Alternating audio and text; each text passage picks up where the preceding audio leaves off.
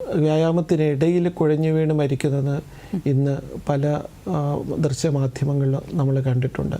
വ്യായാമം മാത്രമല്ല, ഡാൻസ് ചെയ്യുമ്പോഴും അല്ലെങ്കിൽ പല ശാരീരിക പ്രവർത്തനങ്ങളിൽ ഏർപ്പെടുന്ന അവസ്ഥയിൽ ഇതെന്തുകൊണ്ടാണെന്ന് വെച്ച് കഴിഞ്ഞാൽ അതുവരെ ഗുപ്തമായിട്ട്, അതുവരെ ബാഹ്യമായിട്ട് പ്രകടമായിട്ട് കാണാതിരിക്കുന്ന ചില ഹൃദയ പ്രശ്നങ്ങൾ നമ്മൾ വ്യായാമം തുടങ്ങുന്ന അവസ്ഥയിൽ അത് പ്രകടമായിട്ട് മാറാം.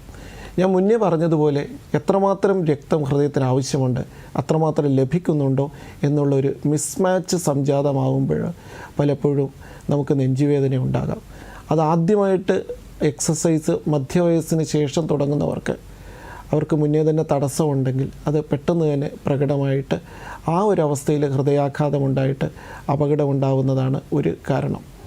ഇതുകൊണ്ട് തന്നെ ആ പ്രായത്തിൽ എക്സസൈസ് ആദ്യമായിട്ട് നമ്മൾ തുടങ്ങുകയാണെങ്കിൽ ഒരു ഹൃദ്രോഗ വിദഗ്ധനെ കാണിച്ച് നമുക്ക് ഹൃദയത്തിൻ്റെ ആരോഗ്യം ഒന്ന് കൃത്യമായി നിർവചിച്ചതിന് ശേഷം വേണ്ട ടെസ്റ്റുകൾ ചെയ്ത് ECG, എക്കോ തുടങ്ങിയ ടെസ്റ്റുകൾ ചെയ്ത് ഹൃദയാരോഗ്യ പ്രശ്നങ്ങളൊന്നും തന്നെ കാര്യമായി ഇല്ലെന്ന് മനസ്സിലാക്കിയിട്ട് ഒരു എക്സസൈസ് പ്രോഗ്രാം തുടങ്ങുന്നതാണ് നല്ലത്.